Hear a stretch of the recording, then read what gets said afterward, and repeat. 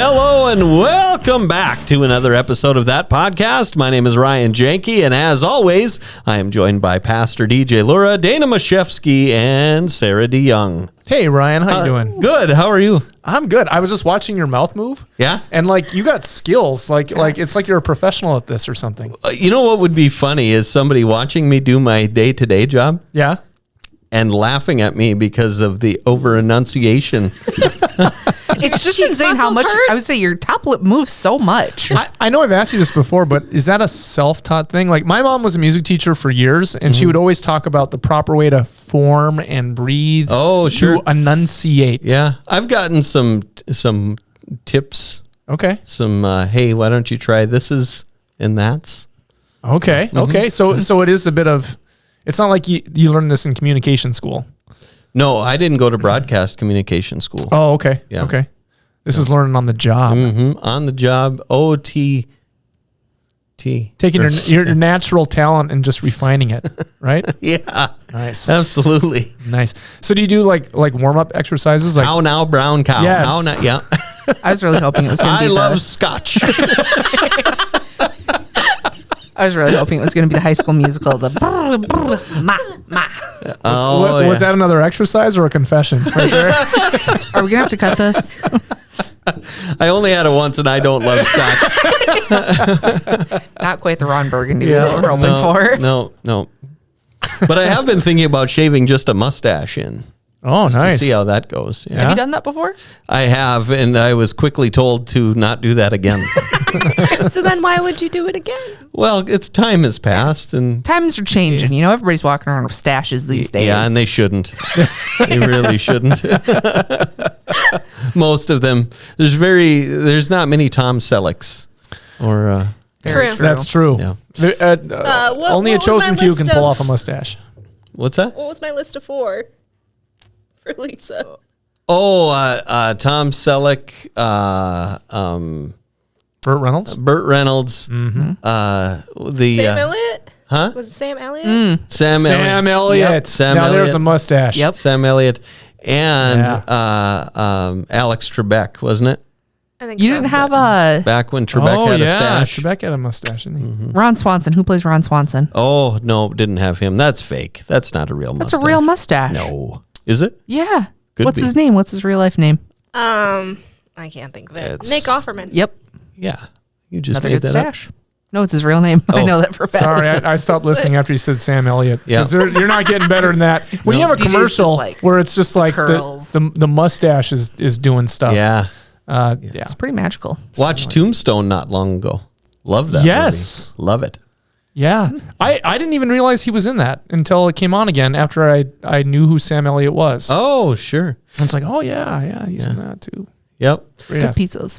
It's interesting that movie, and now this subject has no redeeming qualities or anything to do with anything of the faith.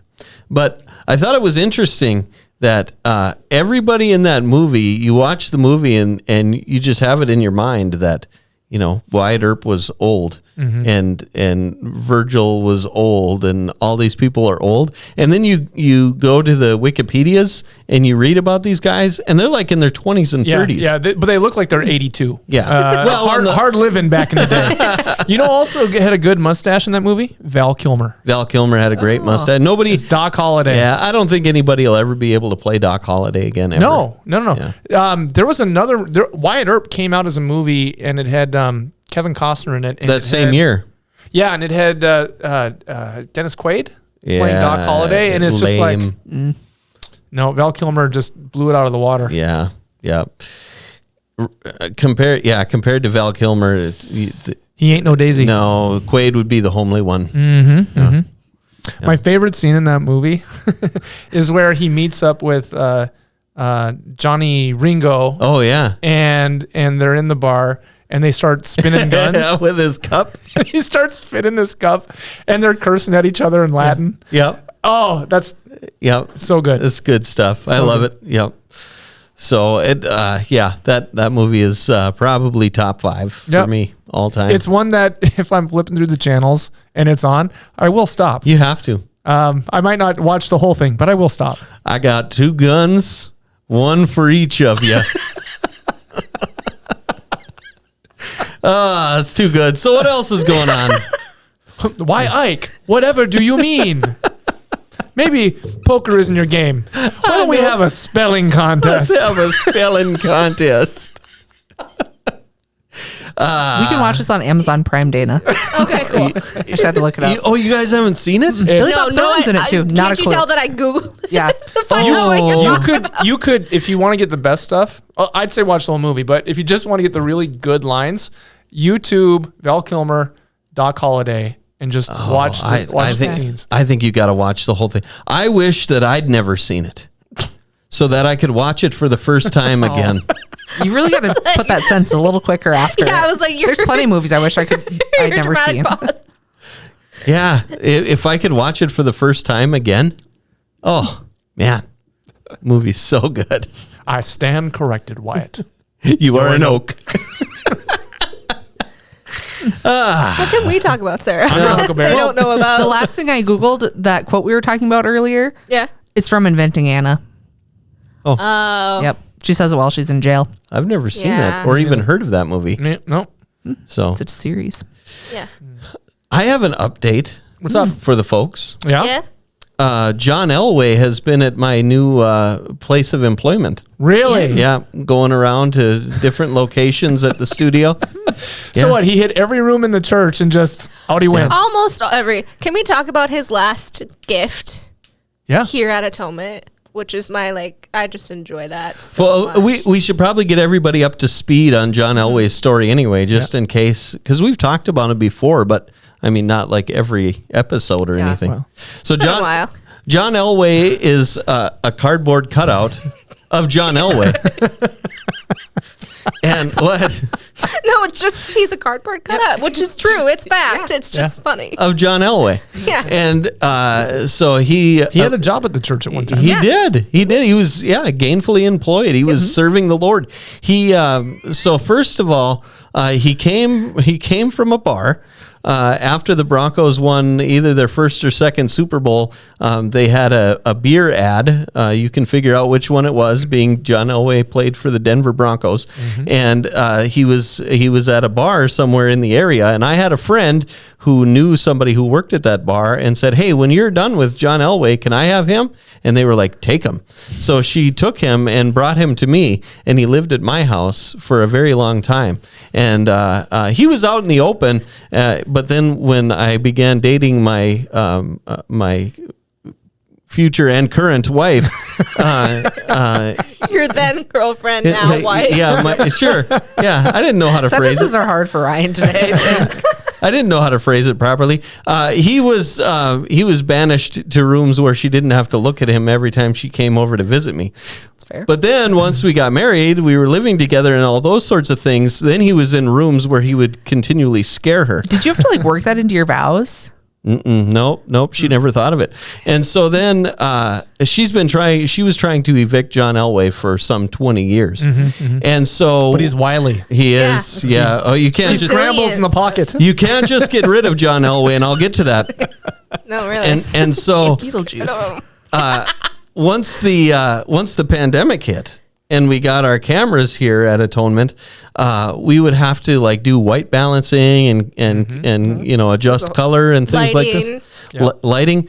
And the problem was, whenever we wanted to do that, we'd have to find a volunteer. Like, hey, DJ, could you go stand up on the stage for the next No. half hour while we do this? Or And it's a No. job that you couldn't be doing other things while you were up No, there. because you just had to stand there. you just had to stand there. Yeah. And move a little bit to the left. Yeah. No, your other left. Yeah. Yeah. No. Is the light right in your eye or? No, my left. And then, so one day I thought, wait a minute, I'll bring John Ellway and this will be perfect.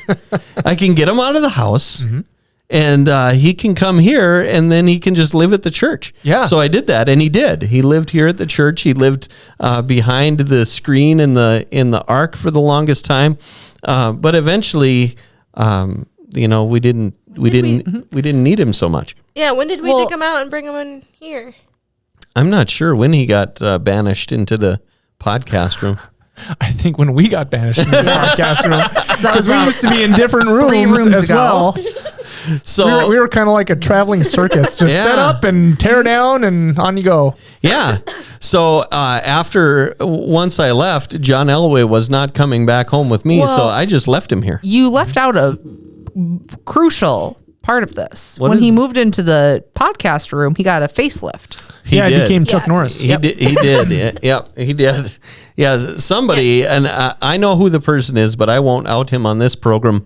But he printed out a picture of my face and then taped it onto John Elway's head. To which Cora dubbed when she came in here, "Whoa, that's Chuck Norris." Is that where it came from? Yeah, it was Oh, Cora. that's perfect. That's why it stuck with me. It's like, that's Chuck Norris. Chuck Norris. So, but anyway, when We I dressed him up a few times. yeah, he had armor and things.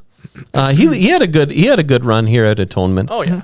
But when I left, I knew that I wasn't going to be able to bring him home, so I just left him here. And the day that I left, we put him in poor Lisa Hansen's office and scared her. Lisa. For how And then, long?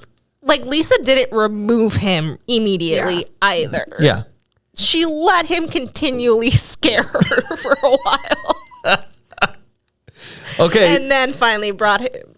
I will say though, in Lisa's defense, usually when she's in the office, she's not here like eating bonbons, chatting it up. Like she's like a force of nature. She's coming in hot. She's coming to do things. But She's we getting it all also done. placed him in such a way that like she has to go fully into her office before she sees him, and she is such like she's gonna do something, Yep. so she won't see him right Yeah. away. Yeah, yeah. yeah.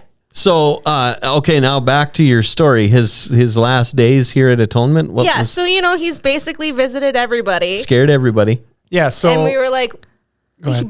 he was in my office. Okay. I didn't want him. Yeah. You wouldn't take him, Yeah. so we needed to put him somewhere else. We're like, who hasn't he visited? DJ. I haven't heard this story.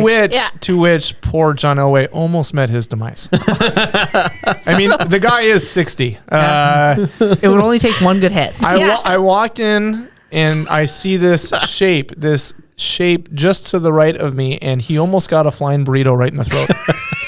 But even better than that I put him in your office on Monday, but you're not here on Mondays, Right. so we knew it would be Tuesday. But Pastor Becky said she needed to borrow something from your office on Monday.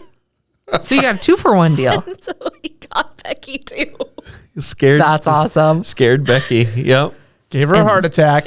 And that's how he got evicted from the church. Well, And then when he almost got kicked through, like seriously, because it wasn't just once, because I forgot he was there. I had to literally turn him to face the corner away from me so that I wouldn't see this face in my peripheral vision whenever I walked in there.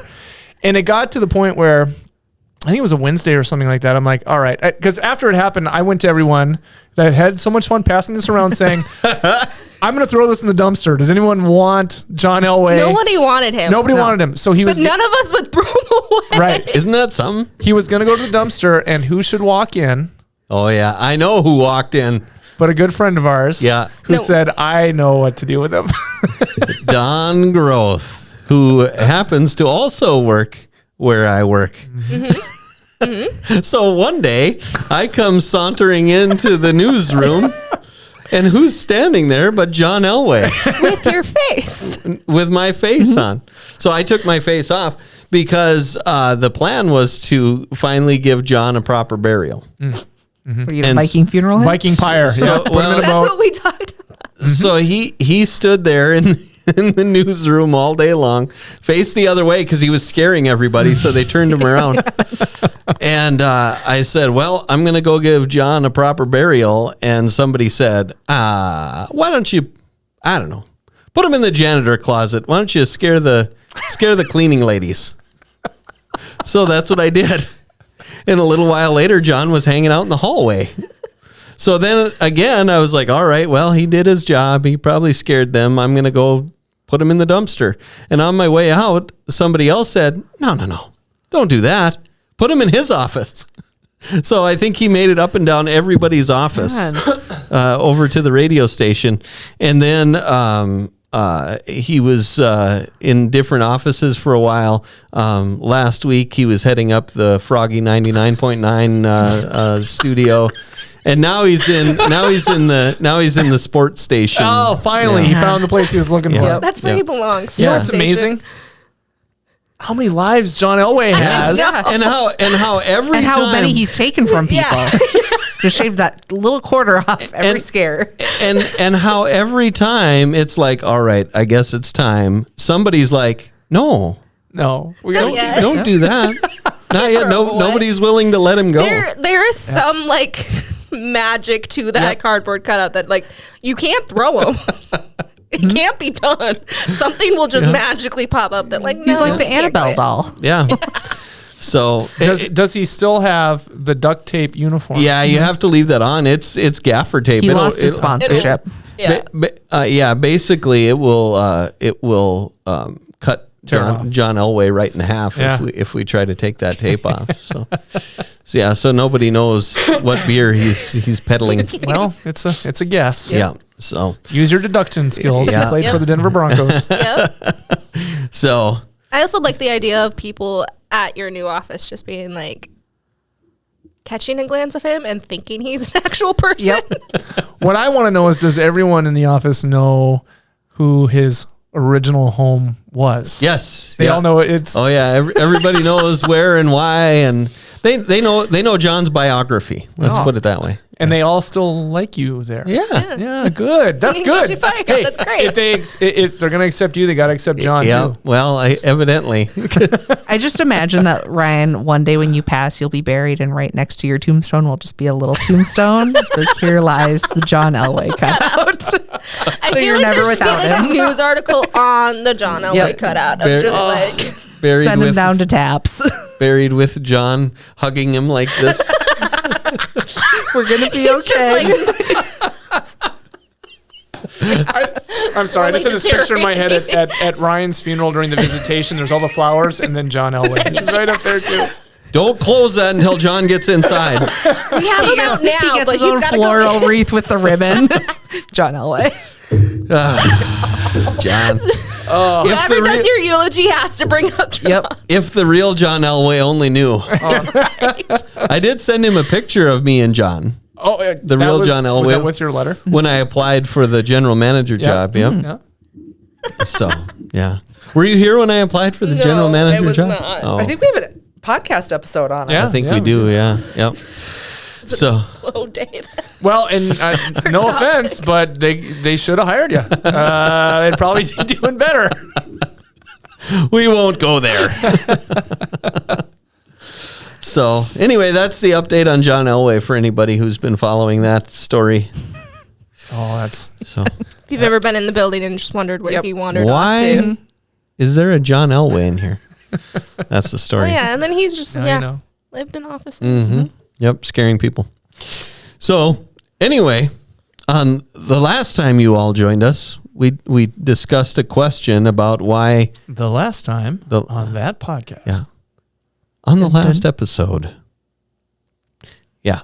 Dun, So dun. we talked about why Jacob was had his name changed to Israel and then changed back. So if you're interested in that and you haven't listened, and not only that, but his name was then Jacob and Israel interchangeably. Interchangeably. Yep. Go hit the rewind button and listen to that episode. Israel is a person and a nation. Yeah. But now I have another question. Okay. All right. So if we all go to Exodus 4, Yep. if you've ever been there before, you'll be able to find it. Even if you haven't been, you should be able to find it as well because it's under Exodus 4. You like this. I'm buying time, of course. Exodus chapter 4, verses Isn't it like 20 24 or something? 24 through 26.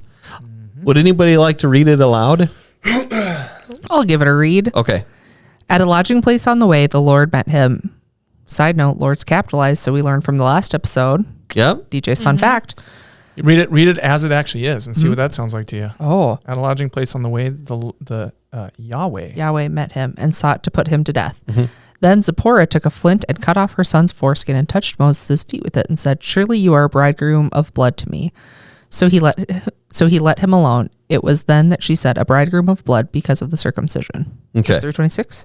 Yep. Okay. Yep. That's it. So Zipporah is Moses' wife, by Yes. the way, and his son is his son. We learned that from another great Val Kilmer movie called Prince of Egypt. Oh, sure. I haven't seen. Great soundtrack. What? Yeah. You never seen Prince of Egypt? Oh, it's the one to see. Really? Have you seen the Ten Commandments, like the old one with Charlton Oh, yeah. Heston? Yep. This one's better. Really? Okay. Steven Spielberg produced. Huh. I'll have to watch it. It's cartoon. Yeah. And one of the DreamWorks. best soundtracks. Literally It's Yes. probably the best DreamWorks movie. It was one of their early ones. Oh, okay. debatable. But it was early. Shrek. Oh, yeah. Okay. And Wow. Ron. All right. So back to the scripture. That was back when CGI was becoming a thing. Like it was the old kind of cartoon before. Yeah, hand drawn, Yeah. but then All right, back to your Change. question. Back when you thought there's no way that the graphics could ever get better on these things, and then they just keep getting better. Just keep getting better. I'm stalling because this is a hard one. Well, I want to know why God wants to. So this is basically where we're at here. And correct me if I'm not right, DJ. Moses has said, "Hey," to his father-in-law, "Hey, I'm going to split because I'm going to go back." He talks to God. God. Hey, Jack, I'm going to split. Yeah, because God talked to him at the burning bush and said, "Hey, you got to get those people out of there." That's right. And so Moses goes to his father-in-law and says, "Sorry, buddy, I'm out of here. His name is Jethro. yeah, Jethro." Hey, Jethro. I can't wait for the next RSV to come out, the Ryan Standard version. So he's on his way. He's on his way to Egypt to get all the people out of there. Yep. And on the way, at a lodging place, the Lord decided, you know what? I've had enough of this guy. This is it. This is it for him. Right? You're dead to me. this show, not the right vibe. Cut it. So at a lodging place on the way, the Lord met him and sought to put him to death. And then Zipporah had to take a flint and cut off her son's foreskin and touch it on Moses' foot. So if you think about this in your head, where I don't know where else you'd think about it, but if you think about it, you're like, what's going on here? Like all of a sudden, just out of the blue, God is like, you're done. Yeah. I've had it with you. Yeah. And so, but his wife is like, hold the phone here. How can I fix this problem? I know what I'm going to do. I'm going to cut my son's foreskin off and touch his foot with it. Right? You got to think these things through. And this is what's going on. I'm not making anything up. I know, but when you apply Just modern day logic to that, Yeah. So what I think is going on, yeah, they're that's why I wanted to, you said you had a theory So or an explanation. they're at a lodging place. So it's not like they're on a trail Well, somewhere. it's not like it's Wolf Lodge or something like that. Right. It's They're, not they're at the Motel 6. Yeah. So There was no continental breakfast. Great Right. Wolf Lodge. yeah, but the coffee here is terrible. So they're at a lodging place. So my guess is, and God is putting him to death, sought to put him to death. My guess is they had to stop because Moses was feeling ill. Oh, okay. Okay. Car sick. Well, Donkey sick. Yeah, donkey sick. Because they're at a lodging place, or maybe they just stopped for the night. But obviously Zipporah knew that this guy's not well, Right. and if I don't fix this problem in a hurry, he's going to die. Yep. So all of God's people had been previously told, to be part of me, you need to be all the males need to be circumcised, right? Yep. So I'm just thinking here, was God upset with Moses because Moses had not circumcised his son? And so he's like, if you're not going to listen to me, this is it for you. Yeah. So there's a couple things going on, and you're running down the right line. Okay. Before we talked about Abraham, and Abram becomes Abraham, and he's given the Abrahamic covenant. Do you know what the sign of the covenant was? Circumcision. Okay. Yep. On the 8th day, all male children would be circumcised. Yep. Why?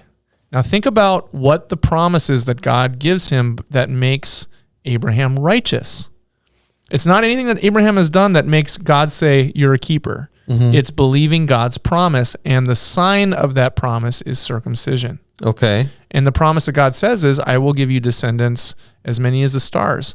But even more so, I will give you the offspring, which the word in Hebrew is literally the seed. And that word is the same word that's given to Adam and Eve. Okay. After they sin, that I will give you a son of man, Okay. a seed. Uh-huh. It's the same word for that's given to Abraham, that's given to Adam and Eve. Okay. One that will crush the serpent's head. Yeah. Okay? So every male is required to be circumcised. Yep. Now, I don't want to get gross, okay? So people just grow up with what I'm about to say. Yeah. It's a promise that every male is unable to avoid because it's like a tattoo. It's on them. It's always a part of them. And if they go to the bathroom anytime, there's a reminder that you're part of this promise of this one who will make the entire world renewed. Okay. And every time that they, husband and wife, come together, there's a ritualistic connection with circumcision with the promise of the descendant who will come. Okay. Are you following me? Does that make sense? Go back to the last episode, and then that will make sense. All right. Right? Yeah. Yep. Now, since the promise of Abraham, Isaac, and Jacob, 350 years or 450 years have gone by, and Israel has gone from being a person with 12 sons to a nation with 12 tribes named after those sons. Yes. They've grown into a monumental amount of people. And Exodus speaks about, and God heard their cry, and God had even warned about this to Abraham, Isaac, and Jacob, that your descendants will be enslaved. Like this is in Genesis. They'll be enslaved. Yep. But God is going to deliver them. Okay. And who does he call up to the big leagues? Moses. Moshe. Yeah. Yeah, Moses.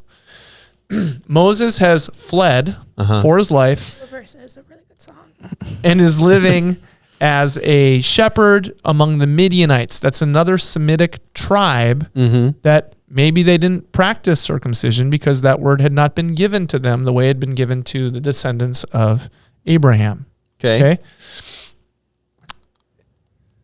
Moses marries Zipporah. She's Midianite. Her father-in-law is Midianite. They end up being amalgamated into the Israelites. They travel with the Hebrews to the Promised Land. Okay. They got 2 sons. Okay.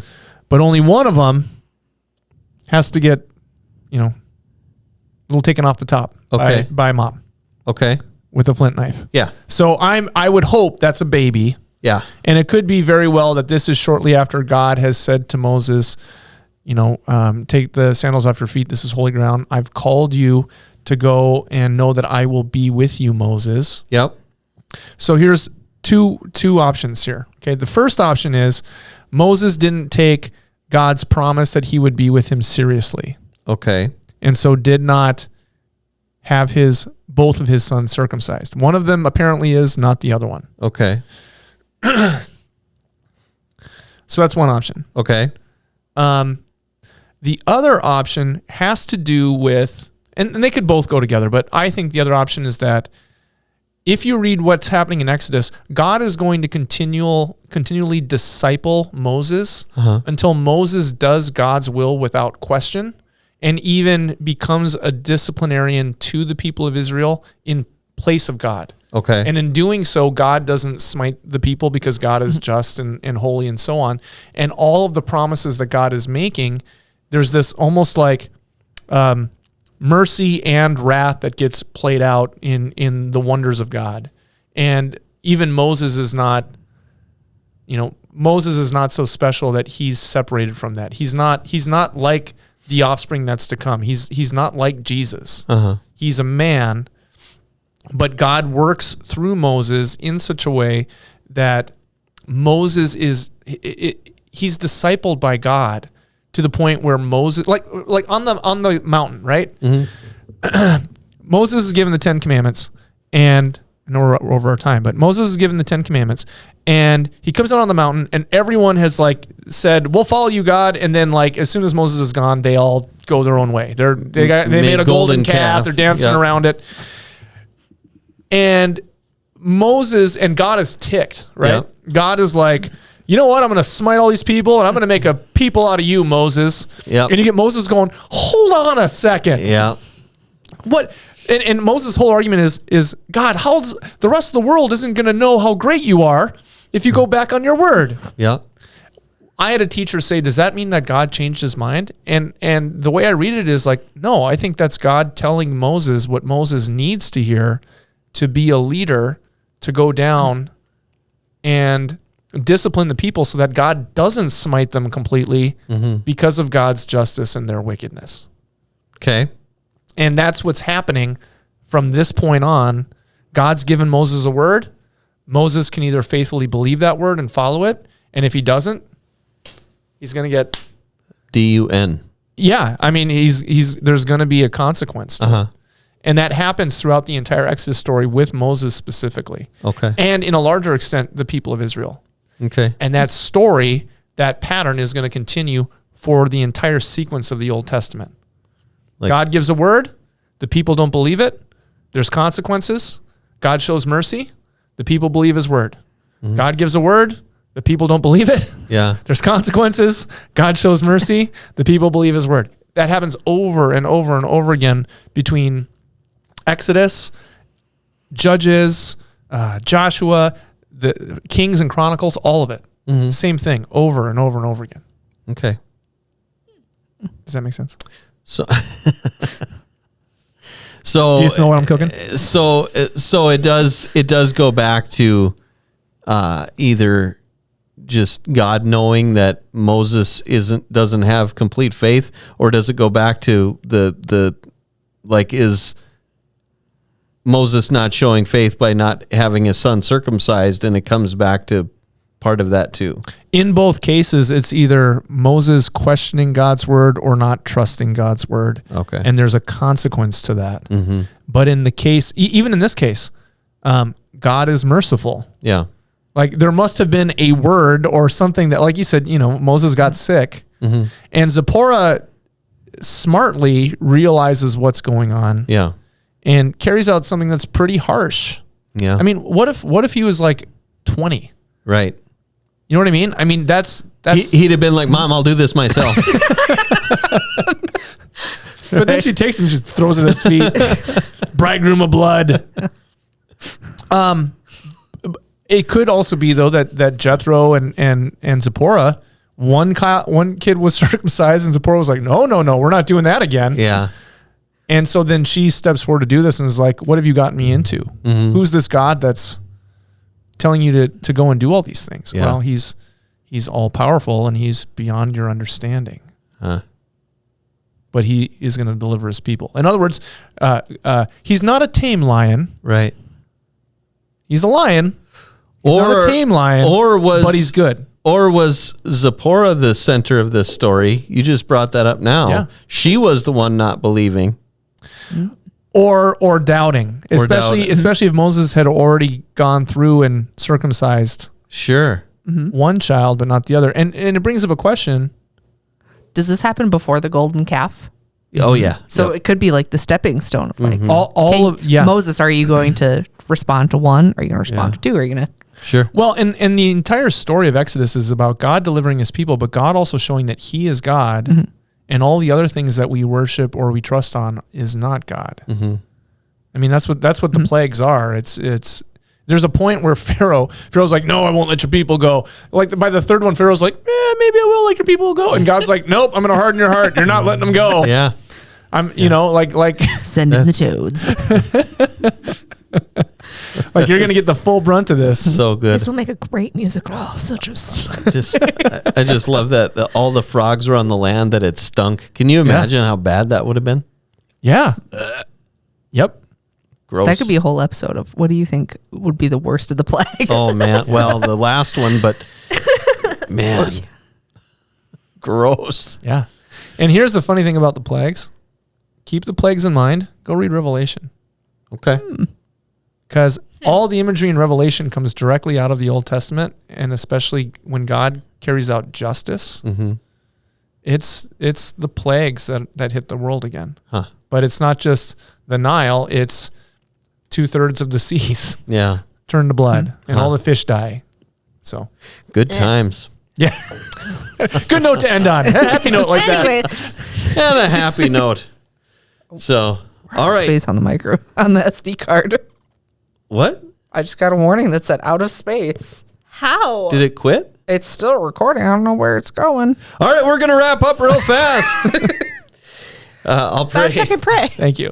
Heavenly Father, I thank you for this time, Lord. I thank you for Pastor DJ and helping to decipher all these things and understand something that is really difficult for our 2023 brain to understand sometimes. God, I pray that the people who've listened to this episode have been blessed by it. And again, I thank you for your blessings. In Jesus' name, amen. Amen. All right, we're going to go through this quickly. Atonement.live, atonementfargo.org, YouTube, search Atonement. We've got services this weekend, 9 and 10:30 live on all of those places. For Pastor DJ Lura, Sarah DeYoung, and Dana Mashevsky, I'm Ryan Jakey. Thanks for joining us. We'll see you next time for another riveting episode of that podcast. Can we make it? The of that you say got always 12 sounds so minutes left. sweet. It's just nice and soft. Riveting. I just have to think about what I have to title this now.